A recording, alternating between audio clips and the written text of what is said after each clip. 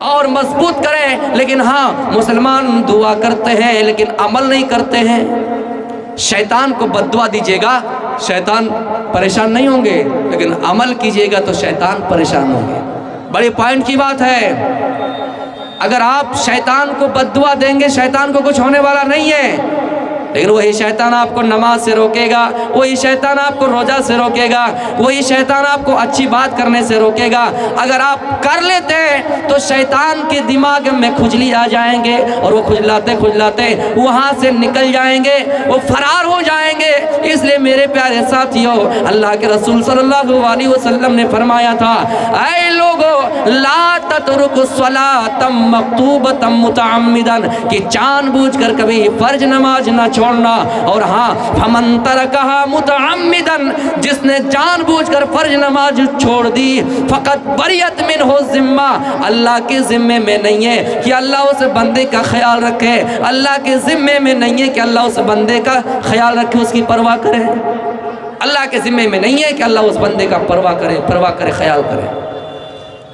دنیا میں آپ دیکھ لیجئے، آپ کا بیٹا، آپ نے اس کو بڑا کیا، پالا پوسا، زیادہ سے زیادہ آپ کی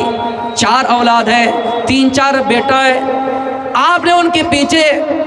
5 لاکھ 6 لاکھ 10 لاکھ تک خرچ کیا،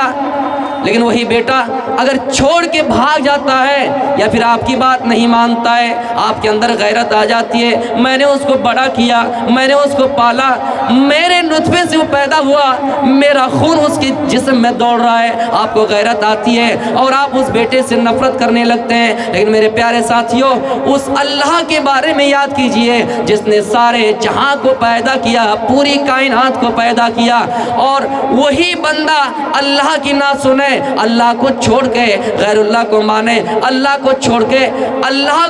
کے کسی اور کو ترجیح دے، تو اللہ کیسے اس بندے کا خیال رکھیں گے، اللہ کیسے اس بندے کی پرواہ کریں گے؟ اس لیے اللہ فرماتا ہے، جس نے جان بوجھ کر فرض نماز چھوڑی، میرے ذمے میں نہیں ہے کہ میں اس بندے کی بھی پرواہ کروں۔ اس لیے مسلمانوں، تمہیں کاٹا جا رہا ہے، تمہیں مارا جا رہا ہے، تمہیں پیٹا جا رہا ہے، تمہیں ستایا جا رہا ہے، کبھی بابری مسجد چھین لی جاتی ہے، کبھی مسجد اقصی پر اٹیک کیا جاتا ہے، حملہ کیا جاتا ہے۔ جو مسجد اقصی مسلمانوں کا قبلہ اول ہے، جو مسجد اقصی تمام بہت سارے انبیاء کرام کی قبر کی جگہ ہے، جس جگہ پہ، جس سرزمین پہ بہت ساری انبیاء کرام کی قبر موجود ہے، جس جگہ سے آپ معراج پر تشریف لے گئے، جس جگہ سے آپ معراج کا سفر کیے، لیکن آج اس جگہ کو چھیننے کی کوشش کی جا رہی ہے، اور ہم یہ کہتے ہیں کہ اللہ کو اگر بچانا ہو تو اللہ اس کو ضرور بچا لے گا۔ لیکن ہاں، ہم نے نمازیں چھوڑی، ہم نے روزہ چھوڑا، ہم نے حج کرنا چھوڑا، ہم نے بھلائی کی باتیں چھوڑی، اللہ مسلمان بندے کی کیسے پرواہ کرے گا، کیسے خیال رکھے گا، اور مسلمانوں کی مسجدوں کی کیسے حفاظت کرے گا؟ جب حفاظت کی ضرورت پڑی تو ابابیل کو بھیج کے خانہ کعبہ کی حفاظت کر لی۔ مسلمانوں، اپنے اندر غیرت پیدا کرو اور یہ سوچو کہ ہماری اندر کیا غلطی ہے۔ اور آپ دیکھ رہے ہیں ذاتی دشمنیاں، لڑائی فلسطین اور اسرائیل کا ہے، دونوں کے بیچ جنگ چل رہی ہے، لیکن کوئی دوسرا دیش یہ کہہ رہا ہے کہ نہیں، حماس آتنکی ہے۔ دیکھ رہے ہیں، ہم اپنی جائیداد مانگنے کے لیے، ہم اپنا حق مانگنے کے لیے جائیں تو ہمیں آتنکی کہہ دیا جاتا ہے، ہم اپنے حصے داری کی بات کریں تو ہم آتنکوادی ہیں۔ لیکن ہاں، کوئی اگر کسی کی زمین چھینے، کوئی کسی کا مکان چھینے، کوئی کسی کے ہاسپٹل پر بم دھماکے کرے، کوئی کسی کو غازہ پٹی سے نکال کر بھگا دے، مار کر بھگا دے، نکال دے، مسلمانوں، ہمارے اندر غیرت تو ہونی چاہیے کہ الٹے ہی الزام ہم پر دیا جا رہا ہے، الٹے چور کوتوال کو ڈانٹے، چوری اوپر سے سینہ زوری، چوری بھی کر رہا ہے اور یہ بھی کہہ رہا ہے کہ ہاں، غلط یہ ہے کہ ہم اپنی زمین اور اپنے حق کی بات کریں تو ہم آتنکی ہے۔ مسلمانوں، ہم ہندوستانی ہیں، ہم ہندوستان کے رہنے والے ہیں، اسی ہندوستان کی سرزمین پر جتنے بھی پرائم منسٹر آئے، سب کا یہی نعرہ تھا، سب نے یہی بات کہی تھی कि फिलिस्तीन कैसे आतंकवाद हो सकता है, हम फिलिस्तीन के साथ खड़े हैं। लेकिन आज देख लीजिए हालात कितने बदल गए हैं कि यही फिलिस्तीन जिन्होंने इजराइल को बसाया, यही फिलिस्तीन जिन्होंने इजराइल को जगह दी, मेरे प्यारे साथियों, आज इन्हीं को आतंकवादी कहा जा रहा है। इसलिए मुसलमानों, अपने अंदर गैरत पैदा करो कि हमारे मुल्क कहाँ जा रहे हैं और हम किस सिमत की तरफ जा रहे हैं। हमें और आपको गौर करना चाहिए, गैरत आनी चाहिए और उन मासूम बच्चे के लिए दुआ करनी चाहिए। सबसे ज्यादा छोटे बच्चे पर वार किया गया, मासूम बच्चे को मारा गया। इस्लाम को जिहादी और आतंकवादी कहने वालों,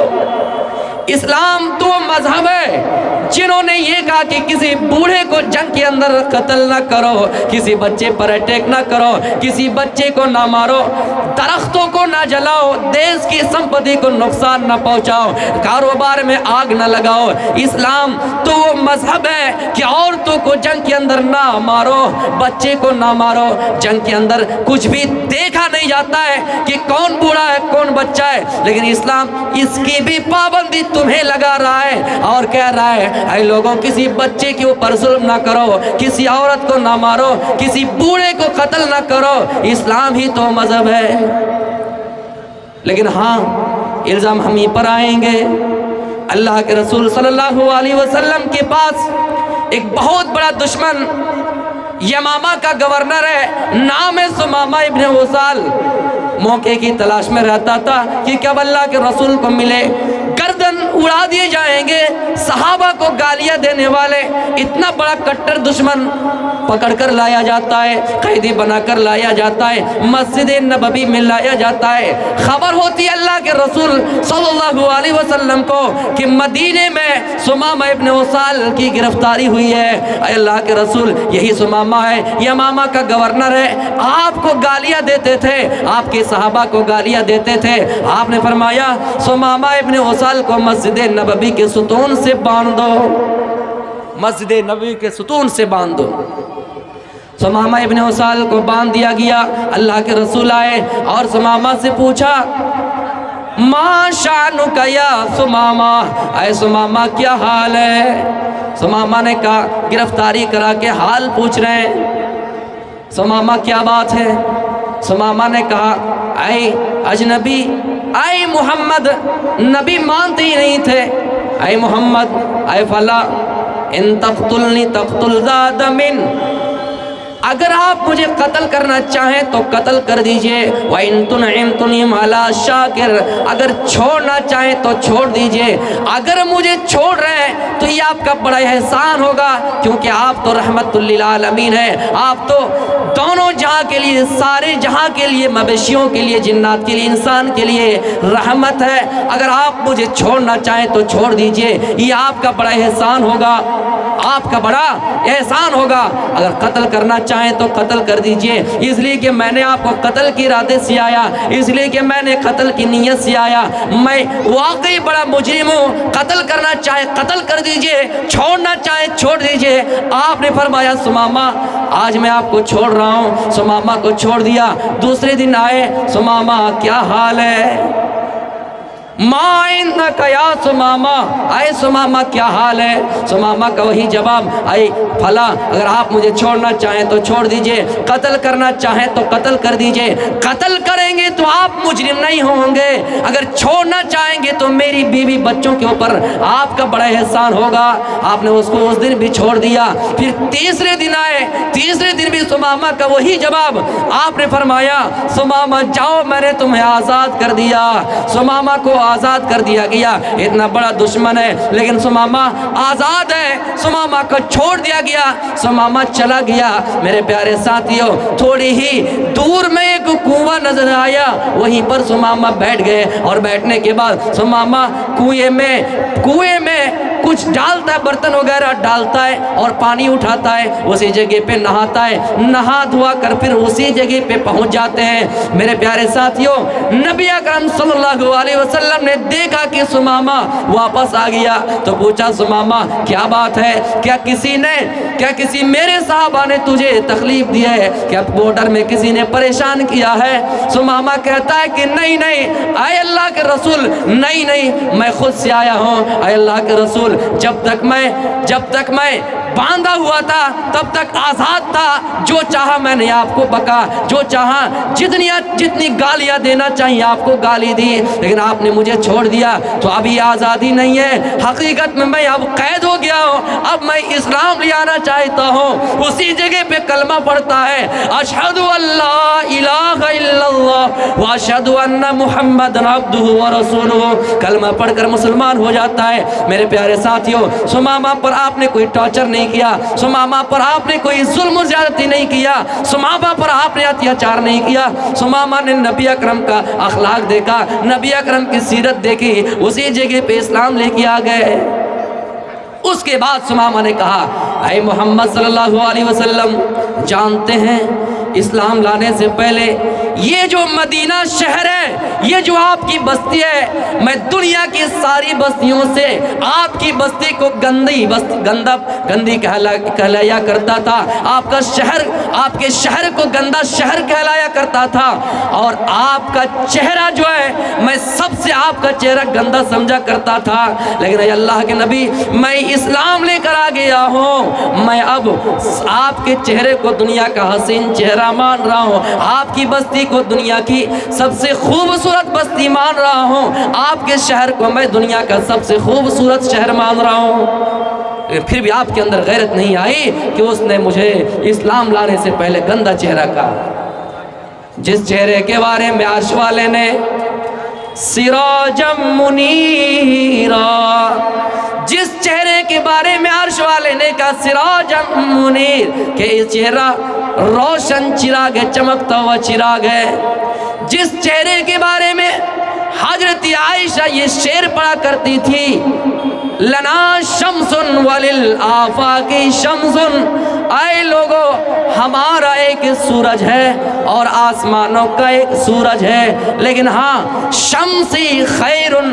میرا سورج بہتر ہے من شمس السماء، آسمان کے سورج سے، ہاں اس لیے کہ فإن الشمس تطلع بعد فجر والشمس طالع بعد العشاء، میرا سورج تو وہ ہے جو رات کے وقت عشاء کے بعد میرے بستر پہ آ کے چمکتا ہے، آسمان کا سورج تو ہے جو دن کے اجالے میں چمکتا ہے، دن کی روشنی میں چمکتا ہے، میرا سورج رات میں جب میرے بستر پہ آتے ہیں تو چمک اٹھتا ہے۔ میرے پیارے ساتھیوں، جس چہرے کے بارے میں عائشہ نے سورج سے تشبیہ دی اور کہا آسمان کے سورج سے میرا سورج بہتر ہے، اللہ کے رسول کو عائشہ چہرہ، اللہ کے رسول کے چہرے کو، اللہ کے رسول کو خوبصورت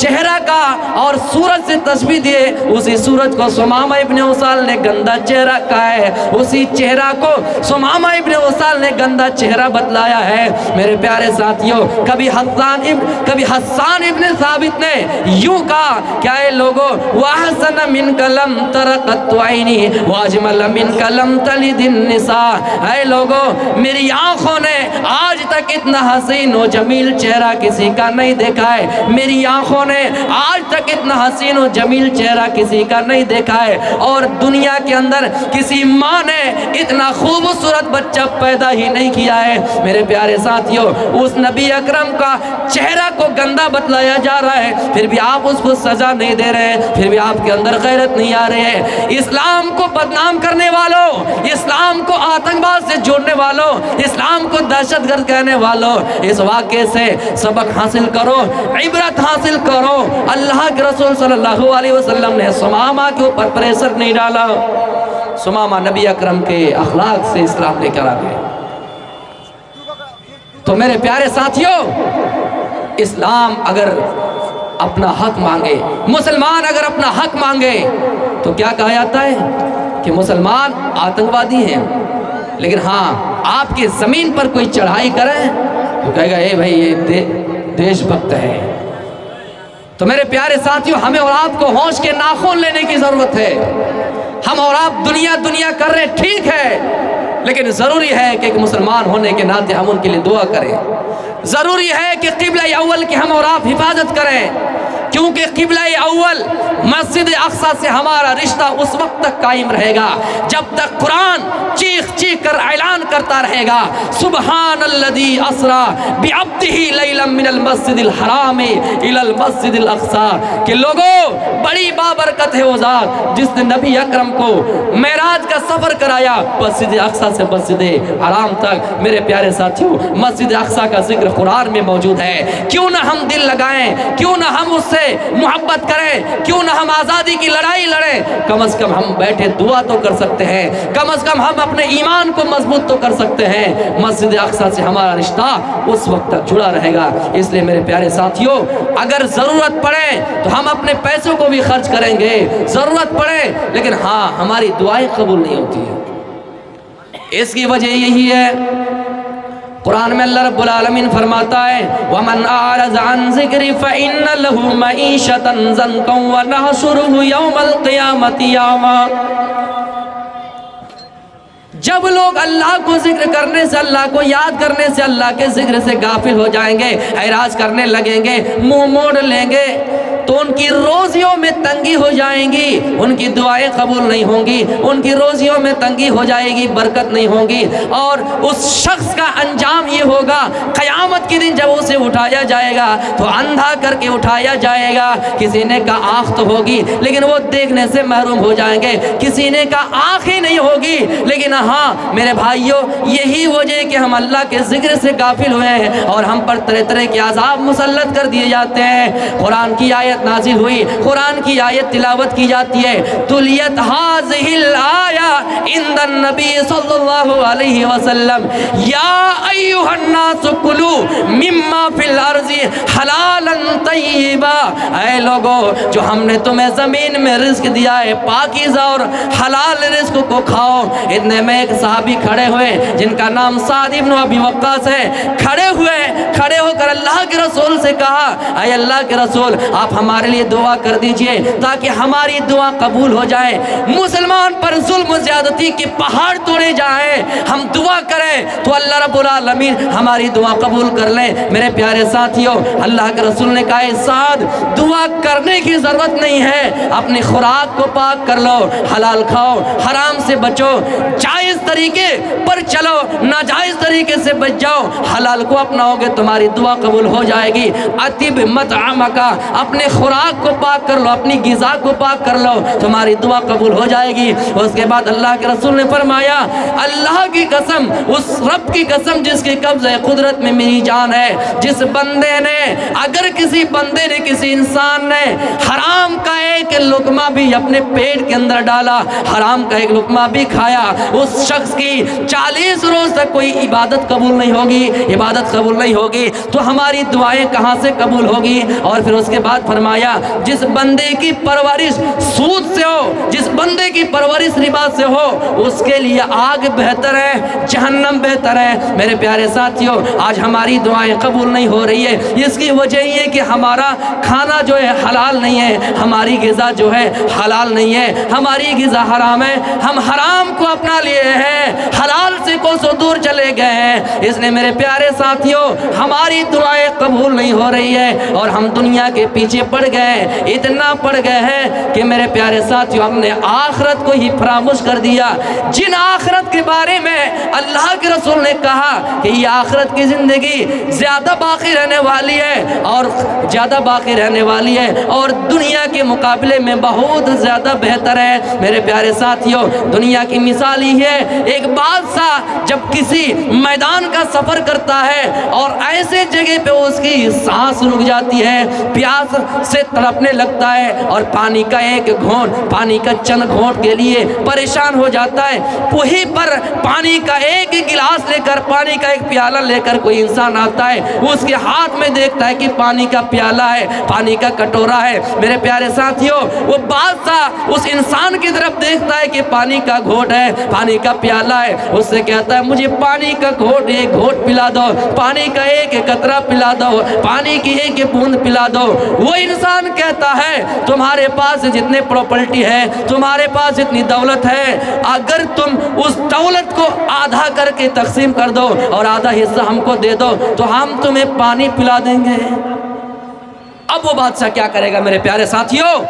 جان چلی جا رہی ہے، دور تک پانی نہیں ہے اور وہ انسان پانی کا پیالہ لے کر کھڑا ہے۔ وہ بادشاہ کہتا ہے ٹھیک ہے، جان بچانا منظور ہے، ہم اپنی جان بچا لیتے ہیں، لے لینا آدھی سلطنت، لے لینا آدھا حصہ۔ میرے پیارے ساتھیوں، وہ بادشاہ پانی پیتا ہے، اپنی جان کی حفاظت کرتا ہے اور آدھی سلطنت اس کو دے دیتا ہے۔ پھر وہ بادشاہ کہیں دور کا سفر کرنے چلا گیا، اتنے میں اس بادشاہ کا پیشاب رک گیا، اور پیشاب رکنے کی وجہ سے وہ تڑپنے لگا۔ ڈاکٹر نے کہا اگر ہمارے پاس علاج نہ کرو گے تمہاری جان خطرے میں، پیشاب اگر نہ نکلے، پیشاب کا قطرہ نہ نکلے تو تمہاری جان ہلاکت میں ہے، تم مرنے والے ہو۔ کہا ٹھیک ہے علاج کرا دیجئے۔ وہ یہی ڈاکٹر ہے، دنیا میں اور کوئی نہیں ہے، اور جاتے جاتے وہ انسان، وہ بادشاہ مر بھی جائے گا۔ اس نے کہا کہ ہاں ٹھیک ہے، لیکن شرط لگا دی، جو آدھی سلطنت بچی ہوئی ہے، جو آدھا کاروبار تمہارے پاس ہے، پراپرٹی جو آدھا بچ کے رہ گیا ہے، اس کو دینا پڑے گا۔ وہ انسان اپنی جان بچانے کے لیے اس کو بھی دے دیتا ہے۔ میرے پیارے ساتھیوں، یہی تو دو چیزیں ہیں، پانی کا ایک قطرہ، پانی کے چند گھونٹ۔ میرے پیارے ساتھیوں، اس کے علاوہ دنیا کی اور کوئی حقیقت نہیں ہے۔ لیکن ہاں، ہم اور آپ اس دنیا کے پیچھے اتنا پڑ گئے، ہم کسی کے سامنے جھک جاتے ہیں، ہم دولت کے خاطر کسی کو نمہ کرتے ہیں، دولت کے خاطر کسی کے سامنے ماتھا ٹکاتے ہیں، دولت کے سامنے، دولت کے لیے کسی کے آگے سر جھکاتے ہیں۔ میرے پیارے ساتھیوں، دشمن کو یہی تو مطلب ہے کہ مسلمان دین سے نکل جائیں، مسلمان دین سے نکل جائیں۔ لیکن اتنا یاد رکھیے گا، مسلمان اگر ارتداد کو پہنچ جائے، اسلام کو چھوڑ دے تو اللہ کا کچھ بگاڑ نہیں سکتا ہے۔ اور ہاں، جو چلا گیا اس کا انجام بھی اس دنیا میں بڑا خطرناک ہے۔ یہ ایک عیسائی اسلام لے آتا ہے، اسلام لے آنے کے بعد اللہ کے رسول نے اس کو ایک کام دے دیا، ایک ڈیوٹی دے دی کہ اے عیسائی، تم اسلام لائے ہو، سناؤ کہ تم بڑا کاتب ہو، سناؤ کہ تم لکھنے میں ماہر ہو، سناؤ کہ تم لکھ لیتے ہو۔ اے فلاں، جب قرآن کی آیت نازل ہوگی، میرے اوپر جبریل وہی لے کر آئیں گے تو تم اس کو لکھ لینا، تم اس کو لکھ دینا، تم لکھنے کا کام کرنا۔ وہ عیسائی جو مسلمان ہوا تھا، لکھنا شروع کر دیا، لکھتے لکھتے کچھ دن لکھا، لکھنے کے بعد پھر ایسا ہوا کہ اس نے دین کو چھوڑ دیا، پھر عیسائیت کو قبول کر لیا، اسلام کو چھوڑ دیا، پھر عیسائیت کو قبول کر لیا۔ عیسائیت کو قبول کرنے کے بعد نبی کے شان میں گستاخی، عیسائیوں کے سامنے یہ کہا کرتے تھے کہ اے میرے قوم کے لوگوں، یہ جو محمد ہے ان کو کچھ نہیں آتا ہے، جو چیزیں میں نے لکھ کر دی ہے اور جتنا میں نے دیا ہے اتنا ہی اس کے پاس ہے، اس کے علاوہ کچھ نہیں ہے۔ میرے پیارے ساتھیوں، نبی کی شان میں گستاخی پر گستاخی کرتے جا رہے تھے، لیکن جب ان کا انتقال ہوا، ان کی موت ہوئی، ان کی قوم کے لوگوں نے ان کو قبرستان، ان کے لوگوں نے ان کو ان کے شمشان گھاٹ میں لے جایا گیا۔ ان کے عقیدے کے مطابق ایک قبر کھودی جاتی ہے اور ایک گڑھا کھودا جاتا ہے، اس کے اندر اس کو دفن کر دیا جاتا ہے۔ اگلی صبح دیکھتا ہے کہ مٹی نے اس کو باہر پھینک دیا ہے، اس قبر نے اس کو نکال کر زمین کے اوپر رکھ دیا ہے۔ عیسائی اگر دیکھتے ہیں تو کہتے ہیں ضرور یہ محمد رسول اللہ صلی اللہ علیہ وسلم کا کام ہوگا یا پھر ان کے ساتھیوں کا کام ہوگا، اس لیے کہ یہ نبی کے شان میں گستاخی کیا کرتے تھے۔ میرے پیارے ساتھیوں، اور بڑا گڈھا کھودا گیا اور گہری قبر کھودی گئی، اس کو اس کے اندر رکھ دیا گیا۔ پھر اگلی صبح دیکھتا ہے کہ اس کو پھر مٹی نے باہر نکال پھینک دیا ہے۔ پھر کہتا ہے کہ محمد اور اس کے ساتھیوں کا کام ہے پھر اور گہری قبر کھودی جاتی ہے میرے پیارے ساتھیوں، پھر اس کے اندر اس کو رکھا جاتا ہے، پھر دیکھتا ہے کہ اس کو باہر نکال دیا گیا ہے، تو وہ لوگ سمجھ گئے نہیں نہیں یہ محمد الرسول اللہ صلی اللہ علیہ وسلم اور ان کے ساتھیوں کا کام نہیں ہے، ضرور انہوں نے نبی کی شان میں گستاخی کی ہے، اس لیے دنیا میں یہ انجام ان کا ہو رہا ہے، یہ عذاب ان کو دنیا میں ہی ہے، پھر اس کو اسی جگہ پہ یوں ہی چھوڑ کر چلا آتا ہے۔ تو جو مرتد ہو جائے گا میرے بھائیوں، اس کا اس دنیا میں بھی انجام یہی ہے۔ آج دیکھ لیجئے مسلمان لڑکیوں کو اسی بہانے میں رشتہ پیار اور شادی کا جھانسا دے کر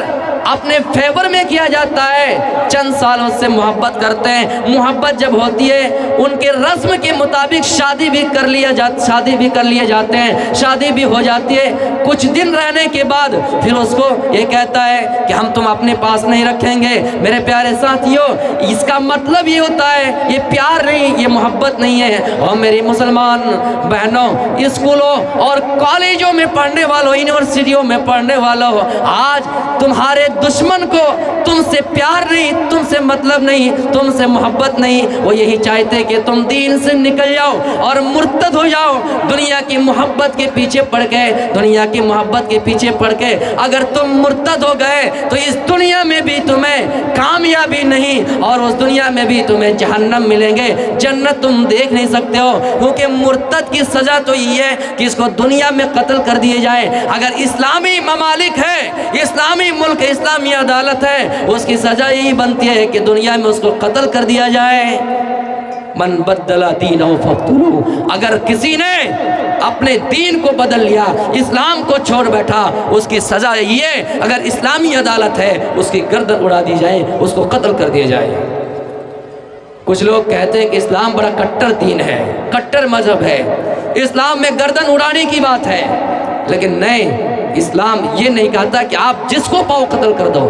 اسلام کے اندر ایک سیما ہے، ایک باؤنڈری ہے، اگر اس باؤنڈری کو ہم کراس کریں گے تو اسلام اس بات کی اجازت دیتا ہے کہ آپ اس کو قتل کر دیے، اس کی سزا دیجیے۔ جیسے آپ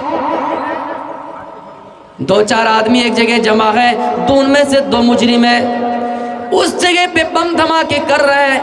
اس میں 5 اگر مارے جا رہے ہیں، جو بے قصور مارا گیا تو اس کو بھی مارنا اسلام نے جائز نہیں قرار دیا ہے۔ میرے پیارے ساتھیوں، اس لیے تو اللہ کے رسول نے حدیث کے اندر فرمایا، اے لوگو جان بوجھ کر کسی کو قتل نہ کرو، دین ہی ایسی صورت ہے جس میں خون بہایا جا سکتا ہے، لیکن ہاں اس کے علاوہ اگر تم نے کسی کو قتل کیا تو تم گناہ کے مستحق ہو جاؤ گے، سزا کے مستحق ہو جاؤ گے۔ الثیب الزانی، اگر شادی شدہ کوئی مرد ہے، کوئی عورت ہے، اگر زنا کرتا ہے تو اس کو اسلام نے یہ سزا دی ہے، اس کو قتل کر دیا جائے۔ النفس بالنفس، اگر کوئی انسان کسی کو قتل کرتا ہے تو قتل کے بدلے میں اس کا بھی قصاص لینا جائز ہے، بدلے میں اس کو بھی مارنا جائز ہے۔ اگر کوئی اسلام لے آتا ہے، اسلام لانے کے بعد اگر پلٹ جاتا ہے، دین کو چھوڑ دیتا ہے، اس کو قتل کرنے کی اجازت ہے، اس کے علاوہ کسی کو مارنے کی، قتل کرنے کی اجازت نہیں ہے، پرمیشن نہیں ہے۔ اے میرے پیارے ساتھیوں، اگر کوئی اسلام کے بارے میں یہ کہتا ہے کہ گردن اڑانے کا حکم ہے، اسلام تو عدالت کی بات کرتا ہے، اسلام تو انصاف کی بات کرتا ہے۔ حالیہ میں آپ نے عرب کی سرزمین پر دیکھا، وہاں پر لوگوں نے کس طرح بھیڑ جمائی اس کو بچانے کے لیے، لیکن جو قانون ہے وہ اپنی جگہ پہ ہے اور اس کو مار دیا جاتا، اس کی گردن اڑا دی جاتی ہے۔ یہ تو ہمارا ملک ہے کہ بلقیس بانو کے ساتھ ریپ کیا گیا، بلاತ್ಕಾರ کیا گیا، پیٹ سے بچہ نکالا گیا، اور ان کے مجرموں کو، بلاತ್کاروں کو جب سزا ہوئی، جیل کے اندر عمر قید کی سزا ملی، لیکن چھوڑ دیا گیا، اور جب چھوڑا تو اتنا ہی بس نہیں کیا، بے شرمی کی بھی کچھ حد ہوتی ہے۔ جب جیل سے باہر آیا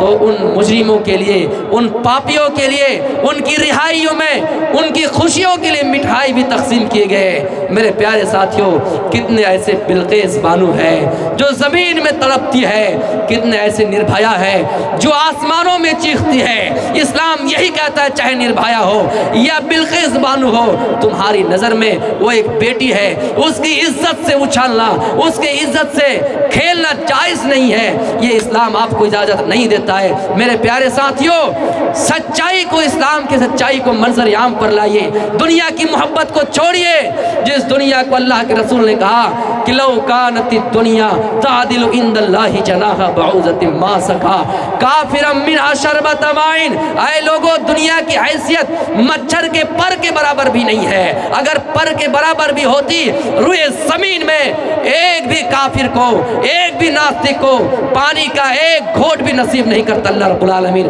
आज देखिए कि एक नास्तिक को भी पानी मिल रहा है, एक बेनमाजी के घर में भी रोज़ी आ रही है, एक काफिर के घर में भी अल्लाह रब्बुल आलमीन रिस्क दे रहा है। अल्लाह कहता है, एक जगह पे ये भी तो कहा, लोगों तुम अगर किसी को ये समझते हो कि ये अल्लाह का नाम नहीं ले रहा है तो उसको खाना नहीं दोगे, उसको भीख नहीं दोगे। नहीं,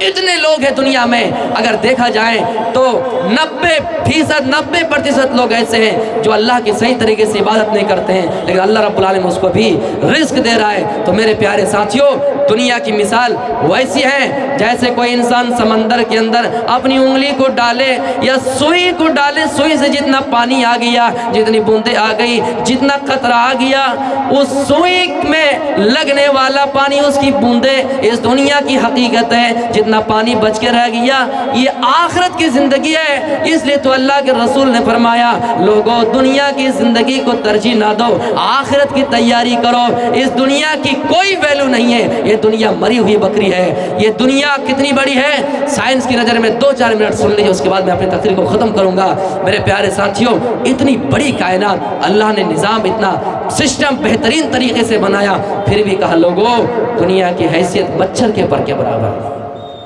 बहुत से कम लोग होंगे जो हिंदुस्तान का सफ़र किया होगा, चलिए कर लिए होंगे, लेकिन बहुत से कम लोग होंगे जो पूरी दुनिया का जो ये ज़मीन है, अर्थ है, इसका सफ़र किया होगा।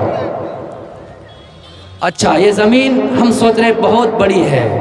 लेकिन ये बहुत वास्तव में ये बहुत बड़ी नहीं है। ये दुनिया जो है, क्या हो गया, आ गया हो, ये बहुत बड़ी दुनिया नहीं है। ये मान के चलिए कोई फुटबॉल है और उस फुटबॉल के ऊपर, उस फुटबॉल के ऊपर अगर आप सफ़र करना चाहें तो आप जिधर से सफ़र शुरू कीजिएगा वहाँ से आते आते क्या हो जाते, वहाँ से आते आते फिर आप उसी डायरेक्शन में, उसी जगह पे पहुँच जाएंगे। तो ये दुनिया गोलाकार है ना ही।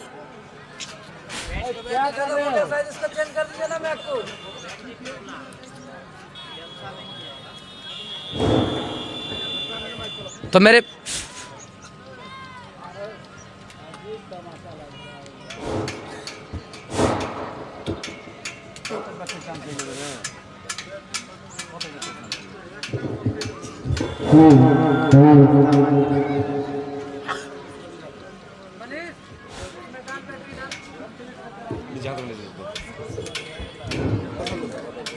ابن